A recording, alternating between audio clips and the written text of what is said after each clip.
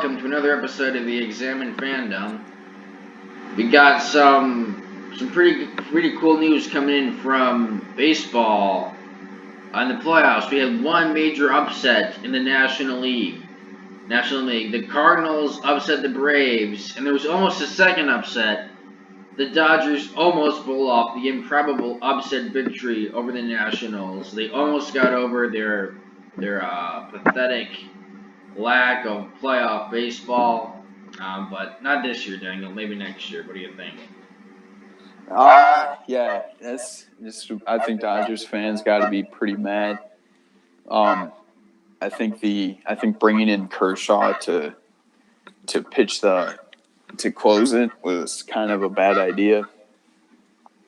I mean, I think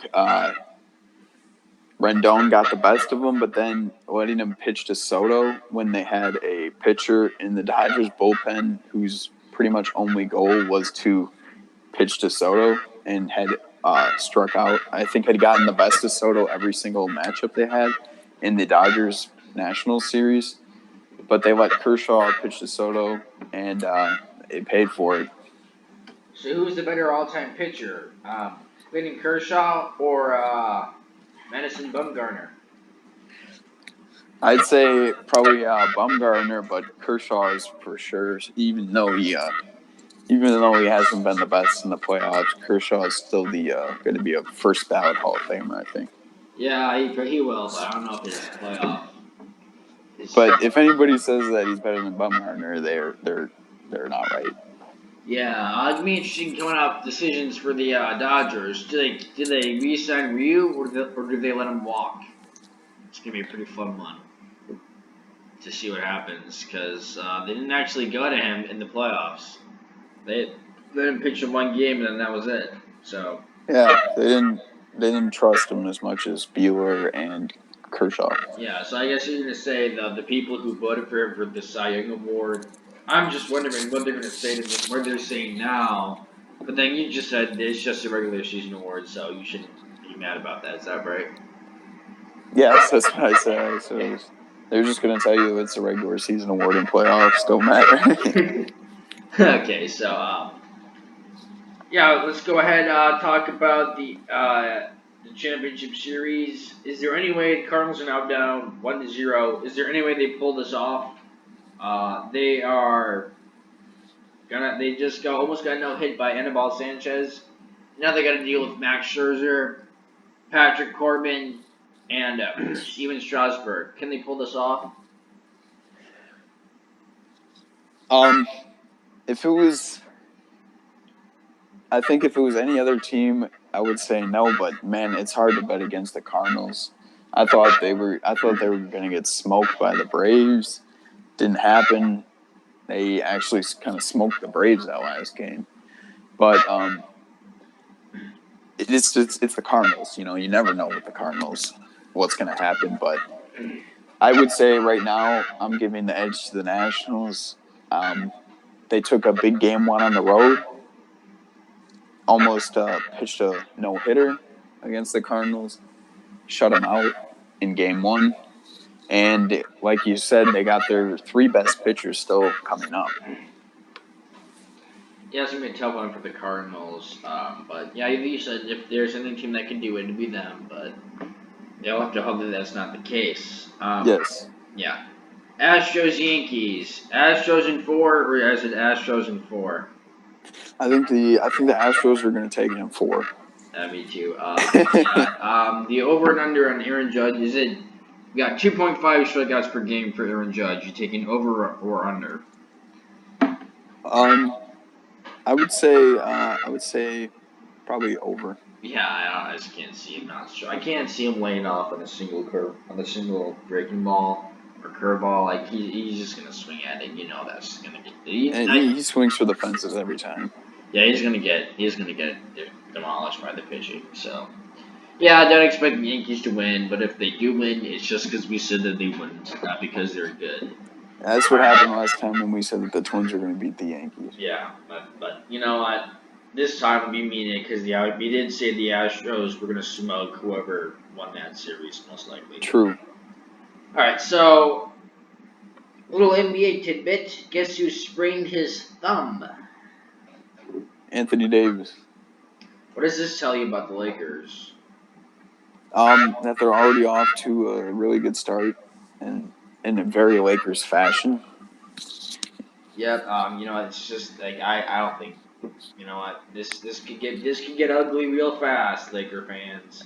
Don't come around telling us that this was unforeseeable. If they suck this year, like the fact that Anthony Davis sprained his thumb in the preseason, because this team can't afford injuries to LeBron James or Anthony Davis. If these guys get hurt, then don't expect the team to do well. And if you sprain your thumb in the preseason, if that's a foretaste of the feast to come, then that's don't come around complaining what's wrong with the Lakers, because that's exactly what's wrong with the Lakers. Is that exactly that they're betting on Anthony Davis being healthy. All right. LeBron James too. Yeah, LeBron James got to do it again. He had his first unhealthy year, or Last year, yeah.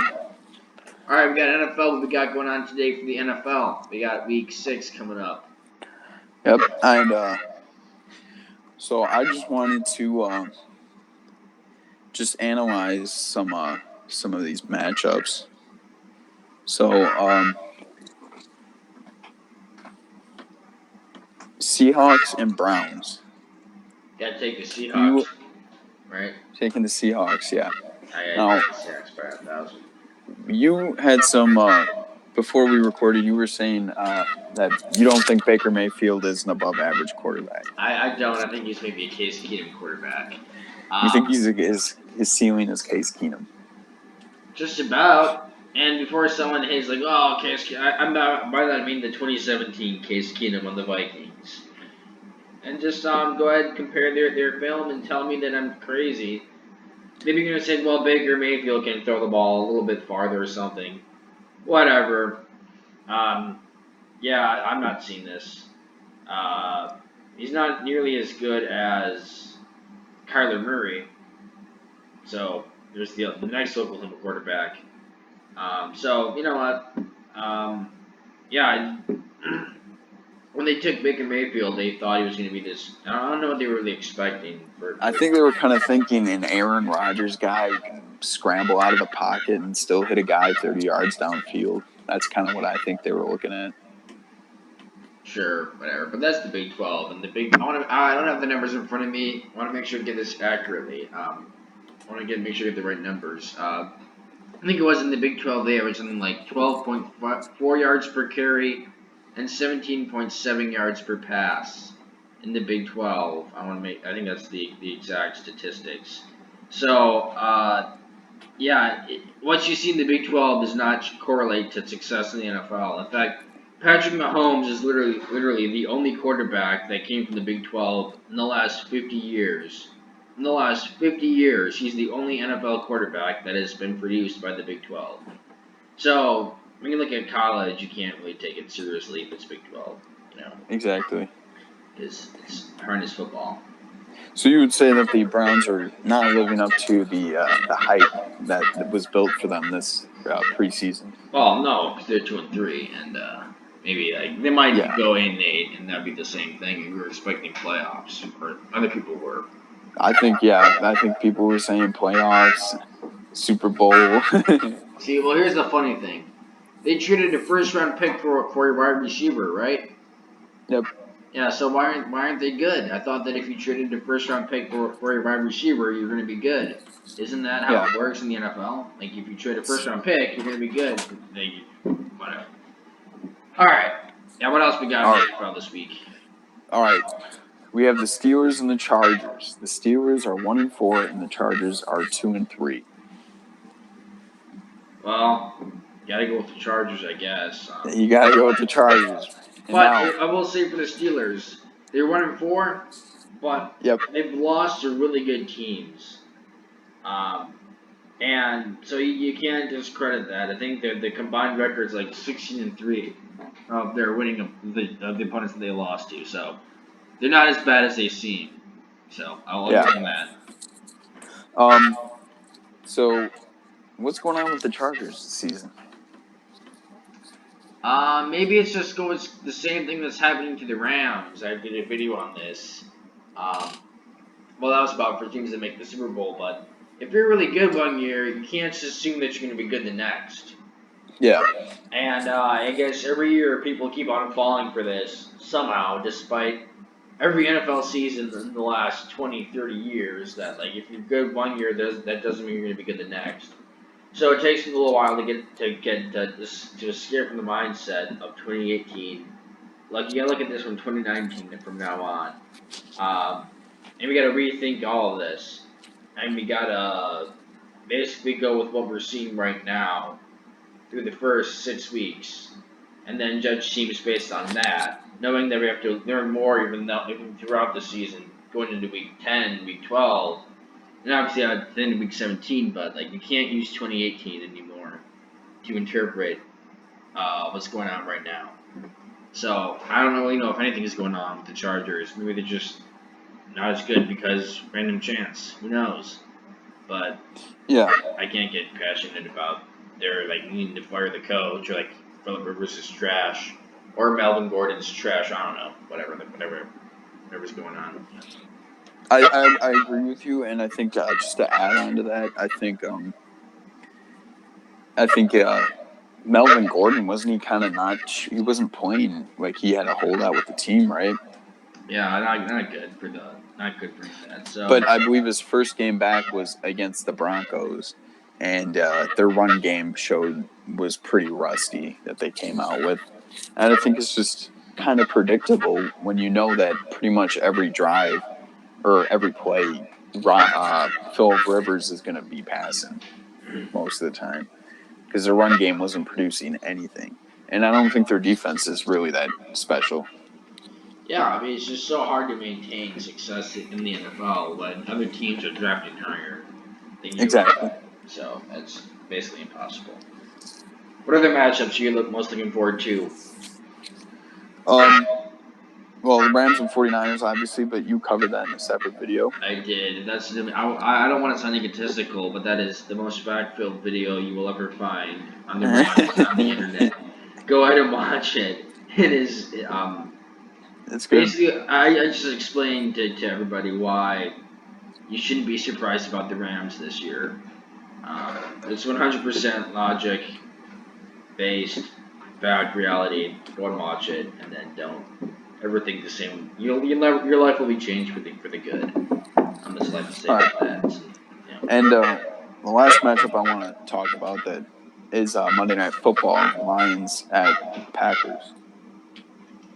Yeah, should be pretty good stuff. It was interesting, there's all this talk about the Packers having this renaissance of being good again. Do you know where they were in 2017 in Week 6? Where were they? They actually came off of 4-1. They were 4-1, coming off of a win in Dallas. And then Aaron Rodgers played against a divisional opponent and got nailed. So that's what. Basically the Packers are where they were 2 years ago. So maybe they're about to get nailed again, huh? Against a division opponent. It wouldn't surprise me if Rodgers gets nailed in this game. So Packer fans are whining about getting a wide receiver. All right, if your primary need is a wide receiver, you have a chance to win the Super Bowl. If you're all you're whining about is wide receivers. So protect Aaron Rodgers. Don't let him get injured. Quick passes. Yeah, they're exact. Whatever. Quick passes, whatever it takes. Yeah. And let's not have 2017 happen again. Yeah, and but the Lions, I think, are really exceeding expectations this year. Wouldn't you say? Yeah, I think we said they were an 8-8 team, right? I think we said they were like a feel good 6-9 or no, 6 and. We said they were a feel good 8-8 team, I think. Right? So okay. Right now they're 2-1. So if they lose to the Packers, it's going to be 2-1. So it looks like we're doing pretty well on that because this is a feel good team right now. Gotta believe that, right? Yeah, I like what the Lions are doing. I think Matthew Stafford is just killing it this year. Yeah. So maybe 8-7-1, feel good 8-7-1 team. But yeah, I wouldn't be too concerned with as a Packer fan about the Lions. The Packers still might lose, I guess, but um, yeah, I wouldn't be. In fact, I'm not worried about any opponent really. On the rest of the season for the Packers, I'm at the point now as a Packer fan where I think that they could win every game if they played as played as well as they could. Yeah. And I really it wouldn't bother me if they lost a game or two. So they'll be sitting pretty. Then at the end of the year if they keep Rodgers healthy. Yeah, that's really all you need right now. Yeah, the defense is doing well. So we agreed that. So you got anything else to add for the NFL? That was all I had. All I want to say is I want to add one thing about the Chiefs, and we'll call it quits for this episode. The Chiefs will never win the Super Bowl this year. Actually, I wouldn't say never. It is highly improbable that a team that is that pathetic on defense will ever win the Super Bowl. Go ahead and watch the Colts Chiefs Sunday night game, and then you'll pay attention to the Chiefs run defense, and then you'll quickly agree with me. This team is not a Super Bowl team. They are soft and cheesy.